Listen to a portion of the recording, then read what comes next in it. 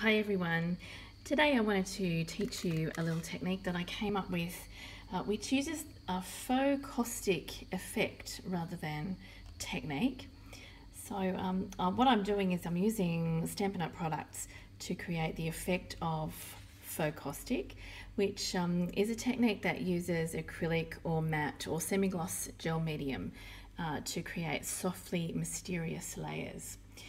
Instead of a gel medium though, what I'll be using is our beautiful Vellum Cardstock, which creates the same waxy muted effect on the cards, and this is how I do it.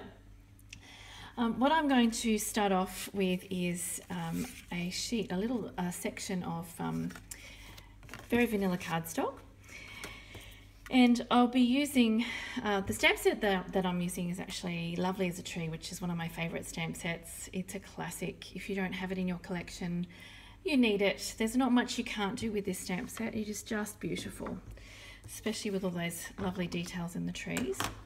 But what I'm doing is just getting hold of some ink. So I'm going to put the Island Indigo ink, apply it with a sponge brayer. So I'm just inking it up on the Island Indigo ink pad, and then I will just softly create a background. I'm going to bring it down so that it's a little bit softer in colour down the bottom, but concentrated up the top, so you get that lovely dark to light effect. These sponge brayers are so easy to use, so if you don't think you can do brayering and you haven't tried these, I recommend you give them a go. They're in the back section of our catalogue with all the other accessories. Okay, so you can see that lovely dark to light effect that I've created there. Then we want to grab some ink that is a little bit darker. So Dapper Denim is a really nice darker shade of I guess the same hue that Island Indigo is, and I'm going to use that for my trees in the background. You'll notice that the trees appear very muted in the background, and that's partially because we've got some vellum over the top, but also because we're actually going to stamp them off before we stamp them onto the piece of card. So I'm inking up the 6 Trees stamp, which I think is my favourite stamp in the whole set. It's so beautiful. And I'm going to stamp it off once on my scrap paper and then stamp it down just so that the tree, the middle of the tree is sort of going across the middle of the cardstock. And stamp it off and then ink it up there. I might just do that one again. See, that hasn't come out properly for some reason. Maybe I didn't ink it up properly, but there we go. That's it. You won't actually see any little smudges or mistakes like that because of the many layers that are going to happen on this card. But there's the treescape. So the next step is to bring in the vellum. Now what I'm going to do with the vellum is I'm going to stamp on the underside, and I'm also going to be stamping on the top. With your archival ink, what I would recommend is if you have time, is give it a little bit of a squirt with the heat gun so that it dries. But archival ink will actually dry eventually on your vellum. There's not much that will dry. Usually you have to emboss with, say, things like Versamark or the classic inks. You need to do something else with them, otherwise they will smudge right off. But the archival ink will in fact dry, and I'm using the basic black. So what I'm going to do is work out where my larger leaves are going to end up. This card it makes you feel like you've actually climbed a tree and you're looking through the branches into the winter landscape, and there's a few little leaves falling across your field of vision as well. So there's lots happening, but what we want to do is make the leaves, the larger leaves, appear on these 2 corners here and here.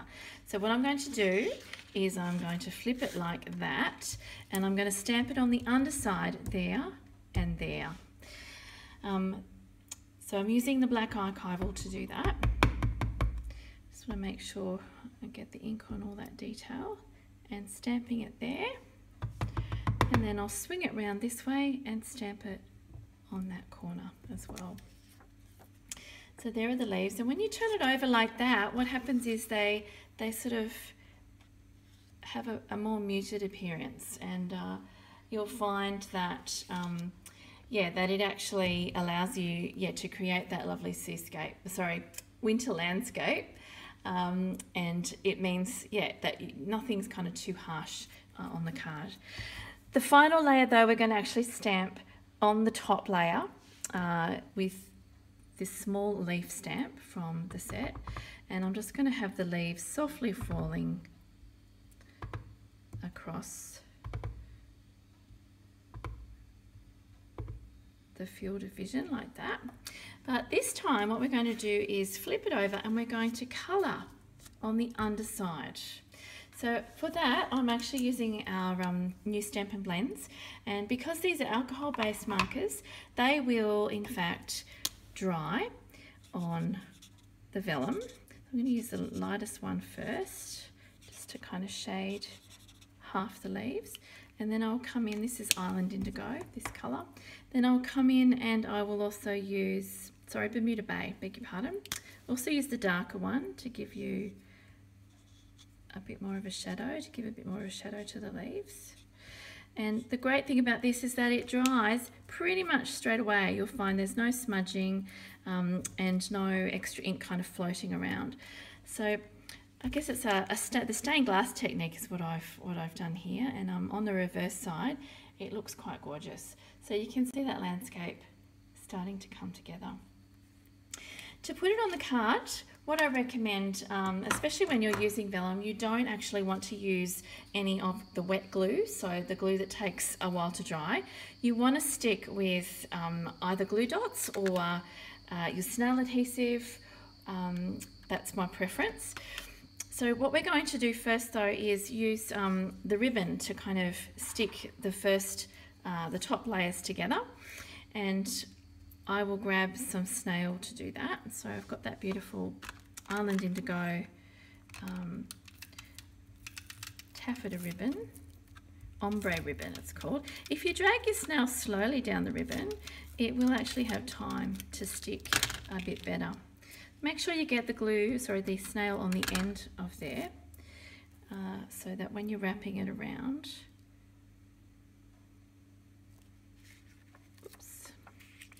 make sure that's kind of in place before you lift it up, and then wrap it round, and this will actually hold from the top together like that. See, it wraps around the back. The last bit, when we're applying it to the card, we're actually going to put this strip of champagne foil cardstock down the bottom to hold it all together. So the only parts that are stuck down are here, and you don't see any of the adhesive, which is great. And there's no buckling either, because we're not using any of the wet glue, as I said. At this point, what you might want to do is your embossing. I'm not going to show you the embossing today, but you'll see that the greeting is actually embossed. Before you put it together, it may be easier. But let me just get it on the card for you. I'm going to stamp in Dapper Denim some more leaves going across the card, and with this leaf stamp, you'll see it gives you the effect of the leaves kind of falling from the sky and across the card like that. So when we're sticking everything together, you've got that lovely continuous leaf pattern going across the card diagonally like that. Use some snail to pop it on.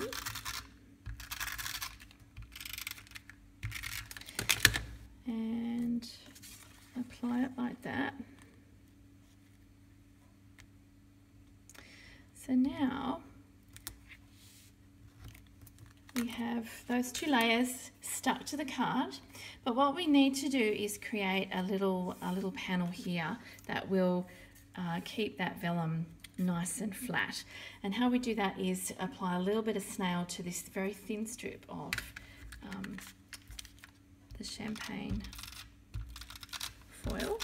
I love this colour because it's not really gold, and it's not silver either. It's that lovely in between warm tone, which it goes with everything, and especially goes with those beautiful metal rimmed pearls, which I just love. Whoopsies. Thankfully with snail you've got a little bit of time to lift it up again if you need to. So I'm putting that right over the line there, and then I'm going to snip off the excess like that. So that's actually holding everything together. For the finishing touches, as I said, I've done some embossing. Use your buddy before you do that, so you'll get a lovely crisp image. And I've applied some of those metal rim pearls up the top. It creates a beautiful sympathy card. As you know, Lovely as a Tree can be used with almost anything. Let me show you a couple more cards that I've made for a class using this technique, the Faux Caustic technique, or the Faux Caustic effect. And here's one using another stamp set, another favourite stamp set of mine, called Touches of Texture. And again, you get that lovely layer. There's no brayering, just another image stamp behind on the pale pink cardstock. I can't remember the name of that, but yeah, you've got the two layers, and that's also the stained glass technique over the top. Here's another one, much simpler again. You're just putting the vellum over the top of the background, stamping a couple of things in the background, and overlaying it with an image stamped in the archival black. So there's really a lot of ways that you can play around with this, and you don't have to get messy using all those acrylic or semi-gloss or matte gel mediums. You can simply use our beautiful vellum cardstock and create some quite effective cards yourself at home. I hope you've enjoyed this video, and I'll have some more videos coming up, including an unboxing of my new pre-order from the Occasions catalogue and Celebration catalogues that are coming out very soon. Thanks for watching. Bye.